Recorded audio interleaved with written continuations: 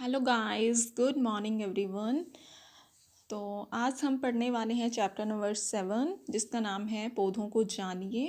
कैसे जानेंगे? तो देखिए, शाक, सबसे पहले शाक पौधा क्या होता है।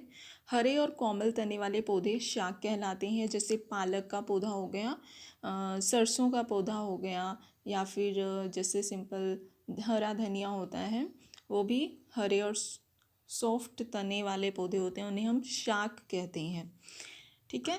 झाड़ी क्या होता है? कुछ पौधों में शाखाएं जो हैं वो तने के आधार के समीप से निकलती हैं, मतलब कि उसकी कोई मेन स्टेम नहीं होती है। मेन स्टेम सिर्फ एक ही होती है उसमें, जो नीचे से जाती है, जैसे ये।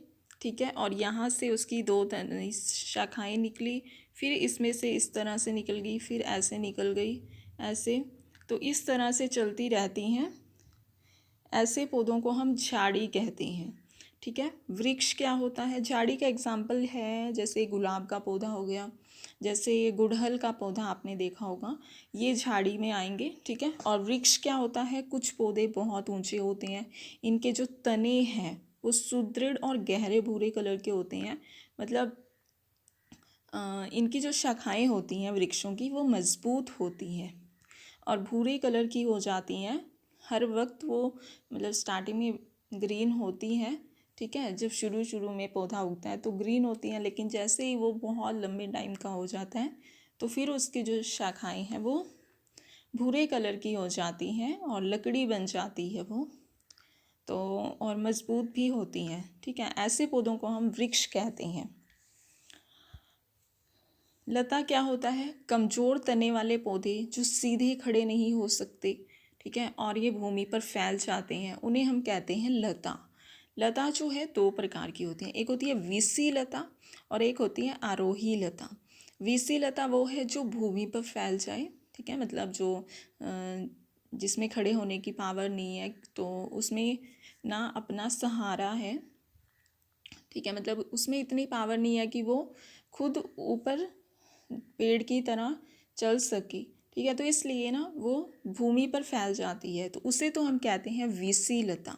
और आरोही लता वो है जिसके पास सेम वही कंडीशन कि उसके पास भी कोई इतनी पावर नहीं है कि वो ऊपर की ओर चढ़ सके, मतलब इतनी नाजुक होती है वो। बट आरोही और विसी लता में डिफरेंस ये है कि जो विसी लता है वो भूमि पर फैलती है, और आरोही लता जो है वो ऊपर की ओर चढ़ती है। जैसे कि आपने मैथमेटिक्स में पढ़ा है कि नीचे से ऊपर की ओर जाना आरोही कहलाता है और ऊपर से नीचे की ओर जाना अवरोही कहलाता है। ठीक है। तो आरोही से हम याद करेंगे कि जो बेल नीचे से ऊपर की ओर जाएगी, इट मीन वो आरोही लता है। आरोही लता हम उसे कहेंगे। लता का मीनिंग होता है बेल। ठीक है। और विसी लता का एग्जाम्पल है, मान लीजिए जिसके खीरे की जो बेल है, ठीक है, करेले की बेल है, ये जो बेल हैं, ये जो लताएं हैं, इन्हें हम कहते हैं विसी लता, क्योंकि ये इतनी भारी हो जाती हैं कि वो ज़मीन पर मतलब फैलने लगती हैं। लेकिन जो आरोही लता है वो हल्की होती है। मान लीजिए मनी प्लांट की बेल है। ठीक है। और मनी प्लांट का जो पौधा है वो आरोही लता में का एग्जाम्पल है। ठीक है। क्योंकि वो ऊपर की ओर ही जाता है, कभी भी आपने उसे नीचे की ओर फैलता हुआ नहीं देखा होगा। ठीक है। फलक, पत्ती के चपटे हरे भाग को हम फलक कहते हैं। मान लीजिए ये है पत्ती, ठीक है, और ये है इसमें, सॉरी, इस तरह से बनी होती हैं उसमें रेखाएं। ठीक है। तो ये वाला जो हिस्सा है, ये वाला, ये तो है फलक, और ये जो है बीच में, ये है मध्य शिरा, और ये साइड में जो है इस तरह से, एक मिनट, कलर नहीं चेंज हो रहा, तो ये वाली जो है साइड वाली शिराएं, इन्हें हम कहते हैं शिरा विन्यास। ठीक है। आई थिंक आपको समझ में आ चुका होगा कि ये वाला हिस्सा क्या है, फलक, और मतलब ये पूरा जो है फलक है। ठीक है। लेकिन बीच में मध्य शिरा निकल रही है, और ये इस तरह से जो निकल रहा है इसे हम बोलते हैं शिरा विन्यास। तीनों चीज़ें आपको समझ में आ चुकी होंगी। अब हम पढ़ते हैं फलक क्या होता है। पत्ती के चपटे हरे भाग को हम फलक कहते हैं। शिरा पत्ती की इन रेखित संरचनाओं को हम शिरा कहते हैं। और शिरा विन्यास क्या होता है, घास की पत्तियों में यह शिराएं एक दूसरे के पैरेलल होती हैं। ऐसे शिरा विन्यास को पैरेलल शिरा विन्यास कहते हैं। वो भी मैं आपको बनाकर दिखाती हूँ। जैसे जैसे आपने गेहूं का पौधा देखा होगा, उसके पत्ते देखना कुछ इस टाइप से होते हैं, लंबे लंबे से, ठीक है। और उसमें बीच में इस तरह से रेखाएं होती हैं, पतली पतली, है ना, पैरेलल टाइप में होती हैं सारी रेखाएं। उसकी रेखाएं जो है इस टाइप से नहीं होती हैं, ठीक है, मतलब लंबी लंबी होती हैं, तो उन्हें हम कहते हैं शिरा विन्यास, ठीक है। घास की पत्तियों में यह शिराएं एक दूसरे के पैरेलल में आती हैं, उसे हम कहते हैं शिरा विन्यास। रंध्र क्या होता है, पत्तियों की सतह पर छोटे छोटे छिद्र पाए जाते हैं जिन्हें हम रंध्र कहते हैं, ठीक है। और रंध्र से क्या होता है, गैसों का आदान प्रदान होता है। जैसे हम बोलते हैं ना कि पेड़ हमें ऑक्सीजन देते हैं, तो वो उन्हीं के तहत ऑक्सीजन हमारी तरफ हमें पहुंचाते हैं, ठीक है, और कार्बन डाइऑक्साइड को एब्जॉर्ब करते हैं, लेते हैं। तो यही वजह है, और यही यही इसका जो है मतलब यहीं से गैसों का आदान प्रदान होता है, जिसे हम रंध्र कहते हैं। बट वो ऐसे छिद्र होते हैं, ऐसे होल होते हैं छोटे छोटे, जो इतने सूक्ष्म है कि हमें दिखाई नहीं देते, ठीक है। क्या हमने कभी पत्ते पर इस तरह से, मान लीजिए पत्ता है, क्या हमने इस पर कहीं छिद्र देखे हैं, हॉल्स देखे हैं? नहीं देखे ना।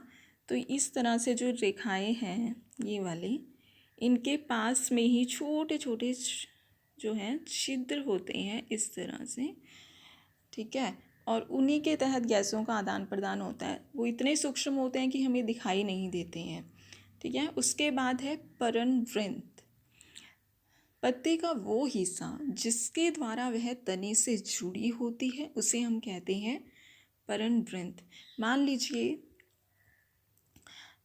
ये देखिए, मान लीजिए ये पेड़ है और यहाँ से पत्ता आ रहा है। पत्ते का जो ये वाला हिस्सा है, यहीं से तो पत्ता बनेगा, है ना। ये वाला जो हिस्सा है ना, ये परागवृंत कहलाता है। जो पत्ते का वो भाग जिसके द्वारा वह तने से जुड़ रही है, वो वाला हिस्सा क्या कहला रहा है, परागवृंत, ठीक है।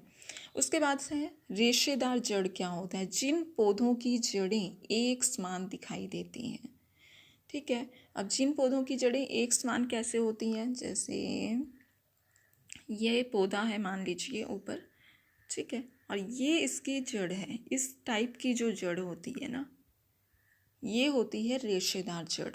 बट अब मूसला जड़ कैसी होती है, मान लीजिए पौधा है और नीचे मूली लगी है ये, ठीक है। जो मूली वाला हिस्सा है ना, यही इसकी मूसला जड़ है, ठीक है। मान लीजिए गाजर लगी है, गाजर भी कुछ इस टाइप से लगती है ना। और प्याज लगता है इसी तरह से, तो उन जड़ों को हम कहते हैं मूसला जड़। तो रेशेदार जड़ कैसी होती है, जो सिंपल होती है, जिसकी कोई मेन जड़ नहीं होती। मूसला जड़ वो होती है जिसकी मुख्य जड़ सीधे मिट्टी के अंदर जाती है, और ऐसी जड़ को हम कहते हैं मूसला जड़। आई थिंक आप समझ चुके होंगे, और रेशेदार और मूसला जड़ में फ़र्क भी समझ चुके होंगे, ठीक है। तो आज का चैप्टर ख़त्म हुआ, बाकी फिर मिलते हैं नेक्स्ट चैप्टर के साथ। Bye bye.